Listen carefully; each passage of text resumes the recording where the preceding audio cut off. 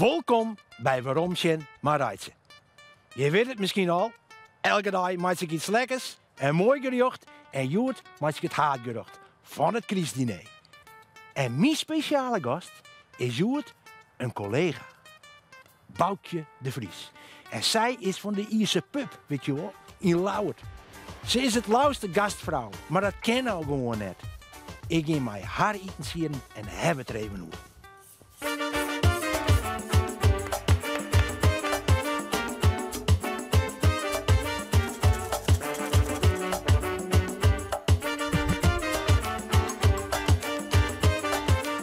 Wat een eer dat ik die in mijn keuken ontvangen mag. Dankjewel. Zuster, fantastisch uit. Dank je. Nou, wij gaan Joen even lekker eten zien. Iets voor de kriesdagen. Dus we maken er iets heel erg lekkers van. En Joet is het een entrecote. En die entrecote die hak je, daar heb ik mooie kruiden erbij. Bieslook, peterselie, er zit een beetje dragon in, kervel. En heb ik mooie groenten bij. En een heel lekker jirpelgerechtje. En daar wil ik die even vaststrikken, Boukje. Dat is de gratin. Maar dat is natuurlijk een horecavrouw in hart en nieren. Ja, al jaren. Yes. Al jaren. Ik hoef die net te vertellen wat een gratin is. Maar hij is maken van jirpels. Dus je hebt een schaaf. Dan Ja. maak je jirpels in een schaaf. En zo dan misschien eventjes de aan je lasklappen kennen. En hier de siepels die mij daar terug. En de remmen er terug. En de schaafde jirpels. Keurig. Nou, Gaan we doen. zie je nog, hé. Wat leuk. Maar ze zeggen, Jen, tik, wat een gemak, hè. Dat is mijn gemak, is hartstikke leuk. Ik begin maar die kruiden. En die kruiden, daar heb ik een handig machientje voor. En hier zijn al die kruiden, die gebruik ik daarvoor. Deze dicht. En dan hebben we een handige mixertje. Ik sta niet intussen, Boukje. Ja, uiteraard. Is het mooi of net? Doe ik er even een stukje knieblok in. Draai ik even mooi. Hupsakee. En dan komt er een hele beetje olijfolie in. Dat maak ik even een beetje on, dan moet ik een beetje plakkerig maken. Want ik wil graag oer die entrecote een mooi liets kwastje maken. Dus dat het lekker die kruiden vrijkomen. Pak ik even een mengskaaltje erbij. En zal ik die kruiden eventjes ommaken. Nou, Boukje. Hoe is het er mooi? Nou ja, Hoe gaat het maar in bedroeg? Wat een jaar, is 2020, of net? nou ja, we zijn er dicht uiteraard. Dus Ja. een waardeloos jaar. Ja, want ook best wie de horeca. Ja, ik ben 70% drank en 30% hebben wij daarnaast de keuken, een volledige keuken. Ja? Maar goed, mensen komen toch in de eerste plaats voor die beleving. Ja. Dus ja, we zijn dicht. En Ja. we doen voor de rest helaas geen bezorgen. Nee, dat is dus net.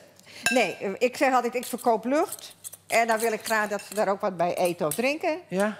En die lucht, dat kan niet in het doosje. Dat is niet de beleving die je kan bezorgen. Maar dan verkeer is nou helemaal niks. Nee, helemaal niks. Dus er is ik niks. Nee, en dat, is, dat maakt het triest. En het feit dat we niet weten wanneer we weer open mogen. Ja, dus onzekerheid. Ja, die onzekerheid vind ik het ergste. Ja. Dan kan je me voorstellen. Bloed, is nog wat positief? Of wat is zo positief instel, dat weet ik. Ja, en dat proberen we nog steeds. Want het heeft natuurlijk geen enkele zin om bij de pakken neer te gaan zitten. Maar dat uitzichtloze, daar word ik wel eens heel erg moe van, hoor. Ja, Ja. nou, ik kan het me voorstellen. Ik nog even het entrecootje. Daar moet pieper en zout op. Want ja, maar ik wat ha. En doosje is op. Ik zit alweer alleen maar te klessen besten. Zout en pieper.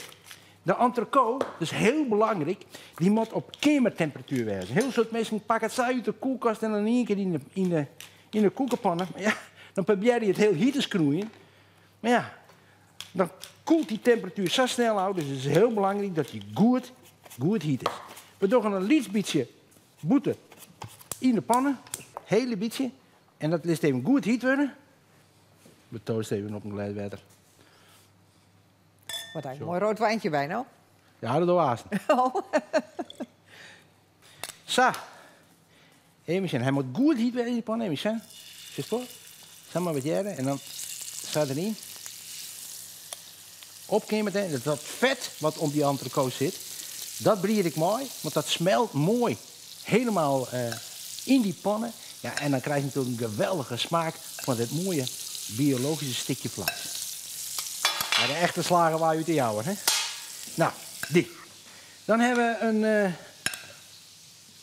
de kruidenkost erbij. Dan komen de tomaatjes bij. Even een liet krusje erin. En die zet ik als een zo eventjes boppen op bij het vlees in de oven. En mijn boutje, hij zit nog wat oors met aan. Nou ja, ik verveel me niet. Ik doe tussen de bedrijven door nog wat met NL Stenden. En een aantal projecten, met name op het gebied van duurzaamheid. Oh. Ik doe PUM, dat is entrepreneurs voor entrepreneurs. Daar doe ik remote coaching voor Dat is Oeganda meer en voor de Nederland. mensen die met pensioen gaan, toch? Nee. Ja, nou, ik ben erbij begonnen. Toen was ik nog niet gepensioneerd. Officieel heb ik nu wel de gepensioneerde leeftijd, maar ik... Heb je wel een pensioen trouwens?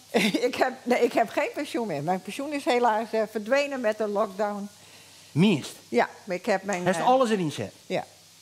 Oké. Ja, dat was... nou ja, weet je, je spaart in de loop der jaren geld op met het idee van... als ik straks ophoud, dan is dat mijn ja, ik heb alleen mijn AOW, dus dan is dat mijn pensioenpot. Ja. En ja, dat is inderdaad een sneeuw voor de zon verdwenen. Dat was ongelooflijk. Het zou vreselijk zijn als mijn bedrijf failliet gaat. Ik bedoel, dat zou ik echt vreselijk vinden. Maar zit dat er dan in? Ligt het dan sassezen? Zit dat erin? Het zou kunnen gebeuren, ja. Ja, hè? Zo wist net als het wordt eerst. Nee, als het lang gaat duren, dan... ik bedoel, ze hebben nu worden gezegd van maart. En dan denk ik van, nou, dan weet ik het echt niet meer. Nee. Nou ja, wat ik echt heel triest vind, is als we kijken naar de horeca... dat we het steeds hebben over de ondernemers. En dat ook volkomen terecht. Ja? Maar we vergeten wel eens het personeel. Ja. En- Maar die verjest ook net. Nou, het gaat me zo aan het hart dat Ja. ze... kijk alleen naar een maand december. Dat is voor hun anders een extraatje maand. Dan Ja. heb je je kerstbonus, je hebt je tipgeld. Mensen zijn vrijgevig normaal met december. En ze hebben niks extra's. Nee, jammer, hè? Ja, en, Alles- ik bedoel, en het zit er bij mij ook niet meer aan om iets extra's te doen. Nee. Maar ik probeer hier nou met hij wel een feestje te maken nog. De cheese komt erop. En een beetje ondrukken. Deze gaat in de oven. Ik ga hier nog niet in steren, want ik ga hier nog niet een kleer maken.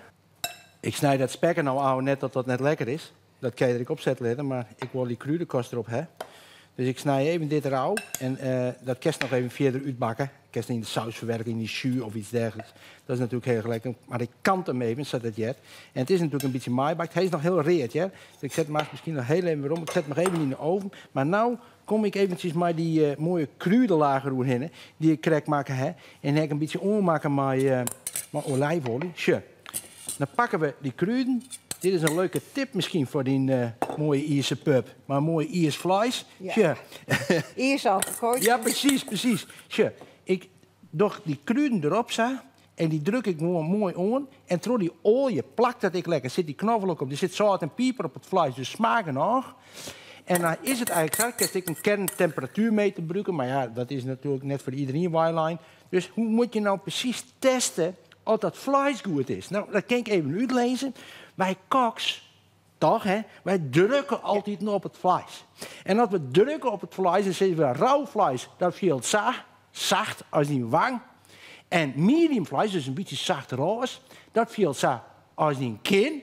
En als het helemaal trobakt is, categorie squassel, ja, dan viel het zo. Helemaal hut. Dat is natuurlijk helemaal niks. Dus deze viel nou nog een beetje samen. Ik doe hem haast nog heel eventjes in de oven. En dan geer ik die nog even terug. En vooral wat heel belangrijk is, hij moet even rusten. Dus we gaan even die kruidenkost even verwijderen. Ik doe die tomaatjes, die doe ik er eventjes bij. Want die grill ik mooi eventjes mee. Dit gaat eventjes in de oven. En dan laten we het even resten. Dan komt de groente eventjes in de koekenpan. Maar ik denk verreken, even omzetten was even een omsquatje worst. Ja. Dat kerst vast. Dan snij ik eventjes de entrecote. En dan kerst even maisje en boutje.